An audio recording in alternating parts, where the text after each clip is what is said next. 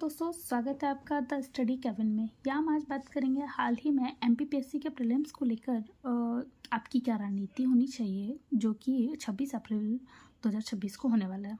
हम बात करते हैं नेगेटिव मार्किंग और कट ऑफ को लेके जो विभिन्न तरह की भ्रांतियाँ फैलाई जा रही हैं और बच्चों को डराया जा रहा है उसके बारे में।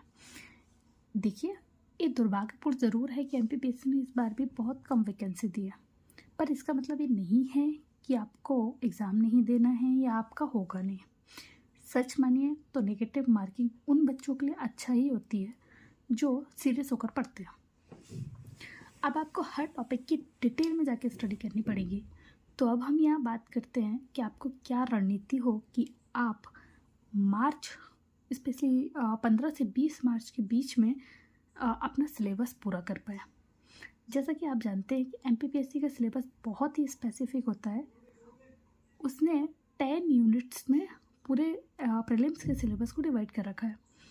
हम यहाँ हर यूनिट को डिटेल में पढ़कर प्लस प्रत्येक यूनिट के 500 से 700 एमसीक्यू लगाकर टॉपिक को पूरा करेंगे। उसके साथ साथ मैं आपको बताऊंगी कि आपको नोट्स कैसे बनाने हैं और कब बनाने हैं। तो चलिए हम शुरू करते हैं हमारा आज का। तो चलिए हम सबसे पहले यूनिट 1 की बात करते हैं। तो यूनिट 1 में है हमारा भारत का इतिहास। भारत के इतिहास में हम कुछ कौन कौन से टॉपिक्स को पढ़ेंगे, हम सबसे पहले वो देख लेते हैं। इसमें हम पढ़ेंगे प्राचीन ज्ञान परंपराएं, प्राचीन और मध्यकालीन घटनाएं, उनकी विशेषताएं, उनके सामाजिक, आर्थिक, धार्मिक जो भी संस्कृतियाँ हैं, जो व्यवस्थाएँ हैं उनके बारे में, कला और संस्कृति के बारे में, 20वीं शताब्दी के सामाजिक और धार्मिक सुधार आंदोलन के बारे में, स्वतंत्रता संघर्ष और राष्ट्रीय आंदोलन के बारे में। इसके साथ साथ हम पढ़ेंगे स्वतंत्रता के पश्चात भारत की एकीकरण और पुनर्गठन के बारे में। तो ये हमारा यूनिट 1 का सिलेबस है। इसको कवर करने के लिए मैं जो खुद बुक्स पढ़ती हूँ, मैं आपको वही रिकमेंड करूँगी।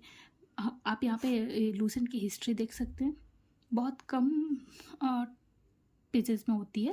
लाइक आपको 50-60 पेजेस ही होंगे। आपको थोड़ा टाइम लगेगा इसमें क्योंकि बहुत डेटा होता है, बट ये आपके लिए बेस्ट काम करेगी।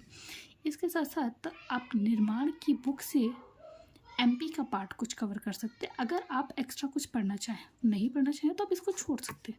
आप लूसेंट की हिस्ट्री देख सकते हैं।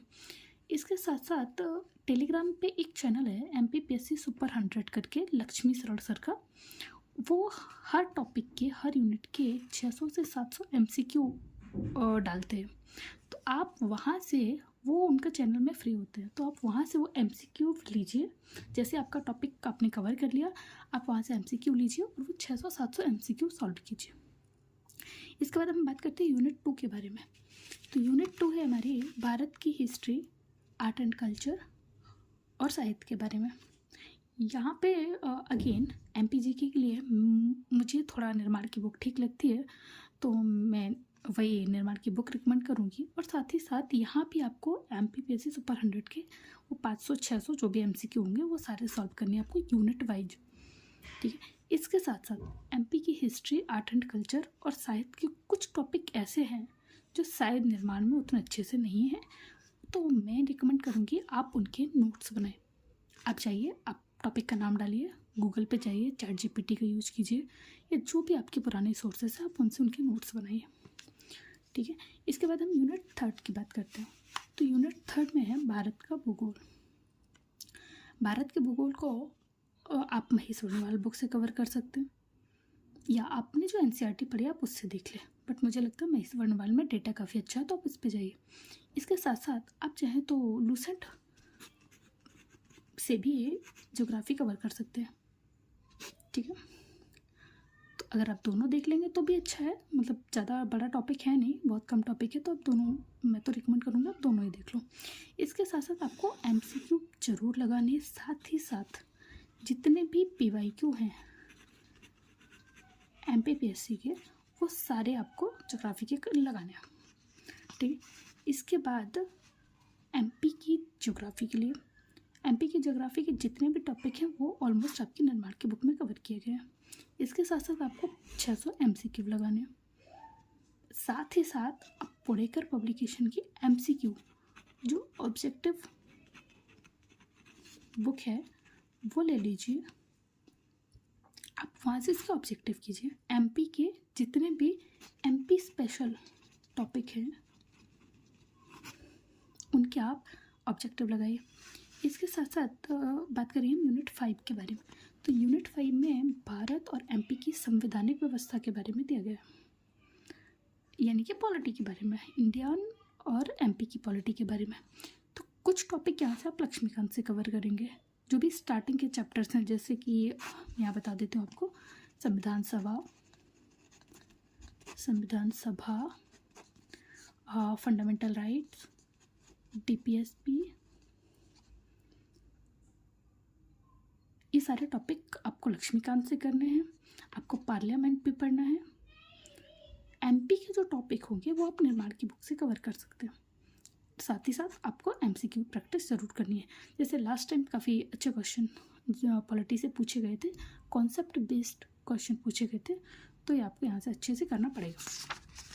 ठीक, इसके बाद हम बात करते हैं यूनिट 6 के बारे में।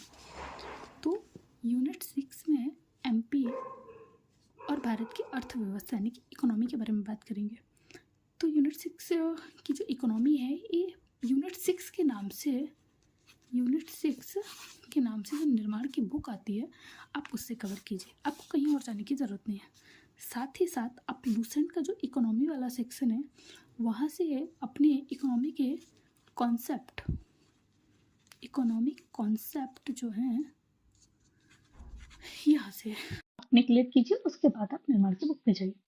इसके बाद आप वही अगेन एमसीक्यू पे की प्रैक्टिस कर सकते हैं। 1 मंथ का आपने यहाँ से कवर कर लिया, घटना चक्र का आपने ई दृष्टि लगा ली। इसके बाद जब एमपी स्पेशल, उसके लिए एमपी करंट के लिए आप एग्ज़ाम पीडिया कीजिए, जनवरी लास्ट में आ जाएगी, तो आप इससे आप एमपी का करंट कवर कर सकते हैं। इसके बाद यूनिट 9 की बात करते हैं, जिसमें ICT, information communication and technology की बात करें। इसके लिए हम स्टडी IQ के वीडियोज आप देख सकते हैं।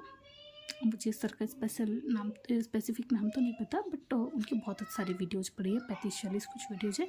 आप यहाँ से देखिए, उनके नोट्स बनाइए। आप निर्माण की बुक लीजिए यूनिट 9 की, आप उसे पढ़िए। इसके बाद आप जो 600 MCQ है वो प्रैक्टिस कीजिए। इस यूनिट को आप हल्के में नहीं ले सकते।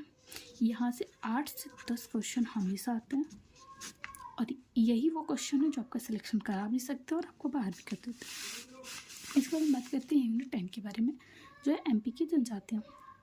इसमें आप निर्माण की बुक यूनिट 10 की निर्माण की आप बुक लीजिए, उसको अच्छे से कवर कीजिए। जितने भी MCQ हैं और PYQ हैं, इन दोनों को आप एकदम रट्टा मार लीजिए। तो आपको काम क्या करना है, सबसे पहले कोई भी एक बुक कवर करो, बुक प्लस 600 MCQ हर यूनिट के लिए आपको ऐसा करना है। अब आप बात करेंगे नोट्स कैसे बनाएं।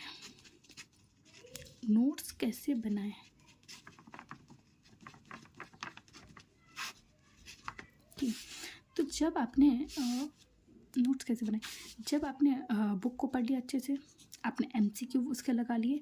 अब आप देखेंगे कि जो बुक का जो डेटा है, जितने भी सिर्फ डेटा प्लस फैक्ट हैं, आप उनको नोट्स में कवर करना है।